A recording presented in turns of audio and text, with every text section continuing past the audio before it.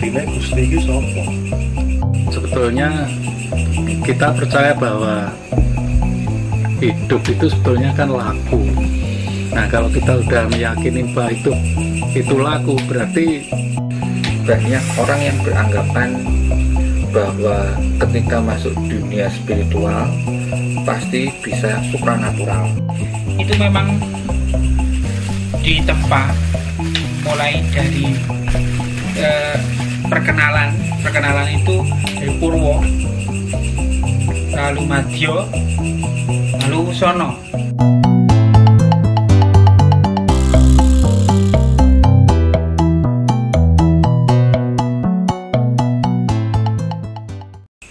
selamat datang di Cupu Channel Jendela Dunia. Kali ini kita akan membahas tentang spiritual Jawa. Masih bersama Mbah Sulis, Kang Tono, Mas Rino, dan saya Mas Agung. Spiritual Jawa itu seperti apa nih Mas Rino? Spiritual Jawa itu gini, definisi spiritual sendiri itu kan sebenarnya dari bahasanya kan bahasa asing. Jadi mungkin yang bisa diungkapkan mungkin persamaan. Jadi mungkin persamaannya itu kesepuan walaupun tidak sama persis dengan yang dimaksud mungkin ya. Karena kan ada spiritual, ada supranatural. Sesuatu hal yang itu bahasa asing yang masuk ke Indonesia, khususnya Jawa, yang akhirnya kita mulai mencari persamaan objeknya apa. Kalau di Jawa ada kasepuan dan kanoman, bisa juga itu disamakan. Kalau supranatural itu kanoman, mungkin bisa. Itu sih menurut pendapat saya sih. Maksudnya ya karena itu bahasa serapan ya, jadi mungkin tidak sama betul artinya. Pripun, Mbak? Monggo. Sapa sih? Ya, mungkin juga bisa disebut gitu ya. Supranatural itu kanoman dan spiritual itu kasepuan. Kalau di tradisi Jawa sendiri, itu pencapaian spiritual secara umum itu memang dilalui melalui tahapan-tahapan tertentu, yaitu biasanya pada usia tertentu, masih muda, masih energi masih bergejolak dan masih proses, makanya dia akan mencari, istilahnya kalau dibahasakan sekarang ya supranatural. Itu kalau di Jawa sendiri menjadi kanoman tersebut yang isinya akan bermacam-macam, timbul ilmu-ilmu yang kita bayangkan itu seperti sakti-sakti lah begitu. Kemudian setelah bertahap, umur itu akan bertahap pada kedewasaan yang hakiki, itu akan mencapai tahapan spiritual yang kasepuan. Artinya dia akan meninggalkan hal-hal yang bersifat supranatural untuk mengetahui jati dirinya secara pribadi, hubungannya kita dengan kalau di Jawa Gusti Allah atau tan kena kinoyo ngopo. Itu tahapan yang biasanya dilalui oleh masyarakat Jawa. Begitu Mas Tono? Ya, jadi kalau saya mau cerita sedikit pengalaman ya, itu waktu saya SMP itu kan saya pernah itu diisi tenaga dalam itu loh. Perguruannya opo ora jelas. Waktu itu juga saya sedang pengobatan sakit gitu. Itu tak jajal gitu kan. Entah itu bengkok ke paku atau untuk nambah kekuatan, ya bisa walaupun nggak signifikan. Entah itu untuk keseimbangan, itu juga saya rasa juga ada ngefek gitu kan. Jadi ini saya mikir, wah ini tahapan saya kanoman ini, itu waktu saya umur SMP gitu kan. Nah semakin kesini gitu kan, terus ada pertanyaan-pertanyaan yang timbul gitu. Sejatinya Gusti iki sapa? Nah kan saya karena memang ya apa, karena didikan agama itu saya sangat kuat gitu kan, ya akhirnya cuma ya di seputaran itu kan. Terus akhirnya saya mencoba untuk keluar, untuk mencari sendiri dengan alas saya, dan dilalai sampai sekarang belum ketemu. Ala-alanya belum ketemu. Alam-alam belum ketemu. Tapi di situ saya sebenarnya dulu sempat bertekad, wes aku ora arep nganggo sing ngono-ngono, sing kanoman itu yang tenaga dalam dan lain. Tetapi pada prakteknya tidak semudah itu. Itu tetap saya gunakan sampai sekarang. Jadi pada perjalanan itu sebenarnya supranatural itu atau yang kanoman itu sebenarnya masih kita pakai untuk mendampingi, istilahnya itu sebagai alat untuk mencapai sebuah pencapaian yang lebih ke spiritual. Nah, kalau kita bicara puncak spiritual dari Jawa itu salah satunya ada di, kalau di wayang itu Dewa Ruci. Ketika si Werkudara itu waktu itu disuruh nyari apa, galih kangkung lah, tapak kuntul, susu yang angin, tampak kuntul manglayang atau dan lain sebagainya itu kan, ketika dia ketemu Dewa Ruci, loh kok cilik, aku gede ngene kok kayak cilik, rasa cerewet mlebu ning awakku, jerone awakku ki luwih gede timbangane jagat saisine. Begitu dia masuk si Dewa Ruci, loh kok ombo, ora ana apa-apa piye lah, kowe sing ngomong sapa, ora ana apa-apa. Nah, terus dari situ, dan istilahnya kan singkat kata kan, ketika dia sudah mencapai di tataran itu, si Werkudara itu kan berganti nama menjadi Begawan Tugur Waseso. Nah, dia itu adalah satrio yang pinandito. Dan ketika dia berhasil keluar itu kan, dia kan busananya ganti ya Mbah ya, istilahnya bajunya itu kan penuh dengan simbol. Dan ketika itu kan para dewa kan turun dan berguru kepada si satrio pinandito, si Begawan Tugur Waseso ini kan. Nah, itu kalau di simbol di wayang gitu kan.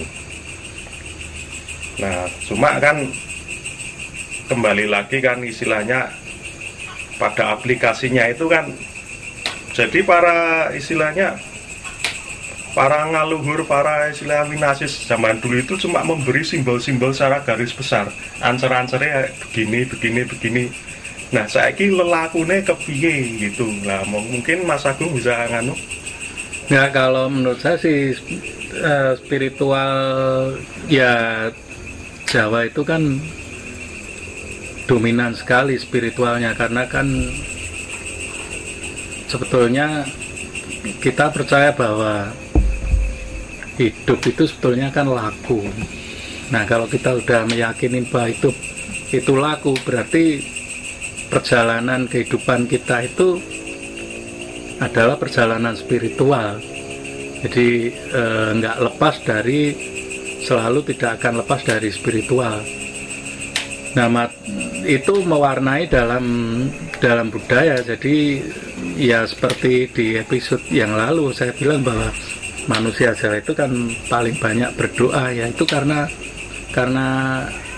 memang dominan di spiritual dari lahir pun, dari semasa masih di kandungan itu kan orang tuanya terus itu sudah mempersiapkan secara spiritual. Nah, dalam perjalanan spiritual orang, dalam perjalanan hidup orang itu kan masing-masing punya cerita tersendiri ya. Itu kalau tadi disimpulkan, saya setuju bahwa ada perjalanan sebagai satrio, jadi mencari jati diri ya, mungkin bisa itu untuk kanoman itu kan bisa kanuragan, supranatural dan sebagainya itu, sehingga dalam pencarian itu akhirnya akan mulai mengisi dirinya, mengisi jiwanya, sehingga nantinya akan sampai pada tahapan spiritual kasepuan. Nah, dengan kasepuan itu orang akan mulai ke arah ketuhanan. Jadi kalau Kanoman tadi arahnya masih ke manusia ya, ke pribadinya, ke satrio itu kan mesti kalau sudah belajar itu kan di istilahnya turun gunung kan, disuruh gurunya topo ngerame ya, itu kan kemasyarakatan, itu masih istilahnya masih hubungan sosial dengan manusia. Nah, ketika mereka sudah sampai tataran spiritual, baru perjalanan untuk mencari Tuhan ya, dengan laku, mulai tirakat untuk mengisi kekosongan di dalam spiritualnya. Kemudian ketika sudah pada pencapaian tertinggi, itu akan menjadi manusia seutuhnya, itu ya yang disebut Satrio Pinandito tadi. Nah, saya setuju kalau yang arahnya tadi bahwa pencapaian itu dengan digambarkan Dewa Ruci itu tadi intinya adalah mencari ke dalam dirinya kan. Karena orang Jawa itu kan mengeksplor alam dirinya sendiri. Jadi kalau ada mikrokosmos dan makrokosmos itu kan secara fisik itu mikrokosmos itu manusia, makrokosmos itu adalah alam semesta. Tapi orang Jawa kan melihatnya hakikat bahwa mikrokosmos itu justru alam semesta, karena alam semesta tidak memiliki kehendak atau keinginan. Jadi ini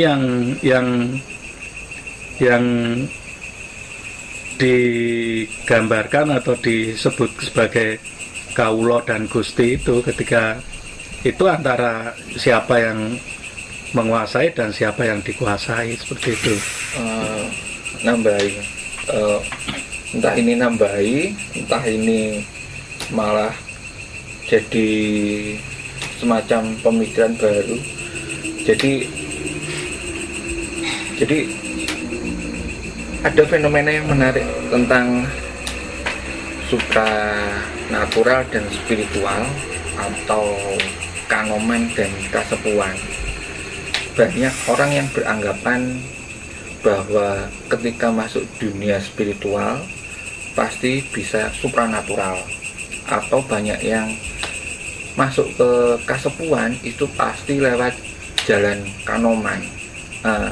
Ketika fenomena itu dikatakan apakah pasti begitu,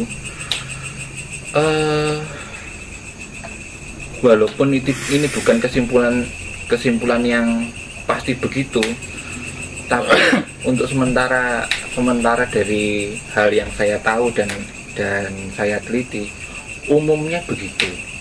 Tapi akhirnya kan jadi gini, secara luas kita lihat sekarang kan orang tidak bisa mengatakan bedanya apa supranatural dan sulap.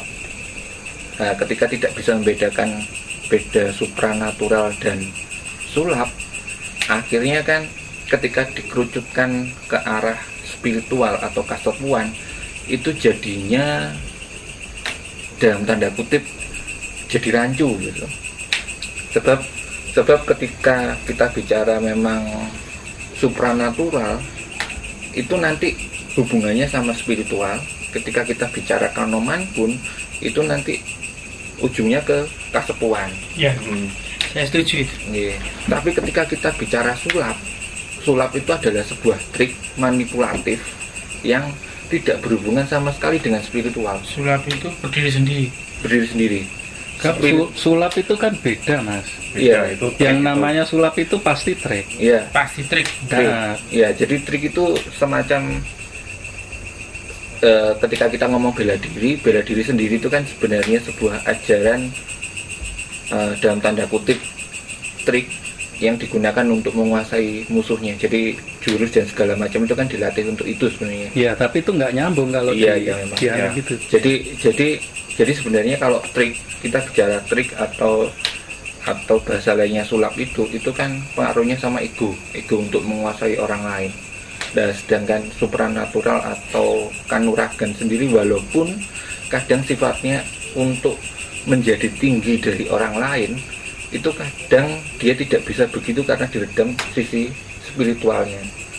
Itu sih itu menurut pengamatan saya sih, maksudnya pengamatan saya secara luas. Nah, Nek jadi saya kan gimana Mas? jadi kan gini kan, misalnya kan saya sebagai pelaku kanoman lah, walaupun ya contoh jaran kepang atau jatilan itu kan kalau dibilang kanoman ya kanoman, kalau kita melihat dari satu sisi kan itu kan jatil lah, istilahnya ndadi kesurupan, buh mangan beling, buh nyokot apa jenenge kae ayam mentah kuwi, terus ana sing Ngunjak degan. ngunjak degan. Itu kalau secara awam kita melihat itu kanoman itu, wah kayak gue tontonan itu gayeng gitu kan. Kemudian di daerah saya ini ana jatilan ini wah gayengnya ora umum. Tapi kalau itu mau disepuh pemahamannya yang dari kanoman itu menjadi kasepuhan, maka itu dicari maknanya. Sing jarane sing gumantung ning sing jatil wonge apa wonge sing gantung sing jarane. Kan seolah-olah kita menaiki kuda lumu itu, tapi sebenarnya enggak kan, sing jarane kuwi sing nglakokke wonge. Nah itu kan sebagai simbol bahwa orang itu adalah sukmonya atau batinnya, dan jaranya itu adalah fisiknya. Nah itu hakikatnya manusia itu sebenarnya. Jadi rogo gumantung ning sukmo gitu kan. Jadi yang mengendalikan raga itu ya sukma itu. Itu kalau kita memahami dari sisi spiritualnya. Nah itu kan istilahnya kan hendaknya kalau kita mempelajari sebuah kanoman, kita disepuh lah kanoman ini ben dadi kasepuhan itu. Lah caranya gimana ya, biar itu terhubung dengan Gusti gitu. Nggih. Nek itu kan ndeloke nek menurut saya gimana? Nek Nggih. jatilannya, Nggih. seninya itu kasepuhan. Nggih. Tapi kan sing main itu juga ada proses. Nggih. Tidak langsung ke situ. Nah, itu prosesnya itu yang dia melalui proses kanoman dulu, ajar Ajar trik barang gitu. Nah, baru nanti ke ini. Jadi memang selalu berkait antara kanoman dan ini, nggak bisa kecuali dalam, kalau kita kanoman dan kasepuhan itu kan ngelihat perjalanan tahapan orang itu belajar. Nggih. Bukan definisi dari satu objek atau ini tertentu. Kalau itu bisa rancu ya, bisa rancu. Kalau semua kan pasti masuk. Dan nek perjalanan itu apakah kalau begitu lewat kanoman kasepuhan berarti orang yang sudah masuk ke tahapan spiritual pasti bisa supranatural, itu juga belum tentu bahwa nek dia itu sudah jadi katakanlah begawan atau pandito itu punya kesaktian, itu juga belum tentu. Jadi artinya kan itu cuma tahapan. Mungkin dia lakunya kanoman itu fisik ditempa bisa jadi, atau batin yang ditempa itu ya istilahnya jadi, dia penempaannya pada kanomannya itu beda. Beda-beda Itu kan yang dimaksudkan. Ya itu menurut pengalaman saya sendiri ya, pada proses kasepuan yang ada di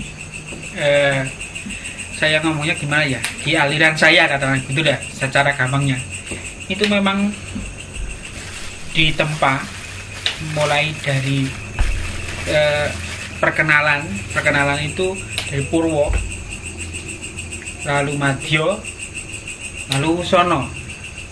Proses spiritual tersebut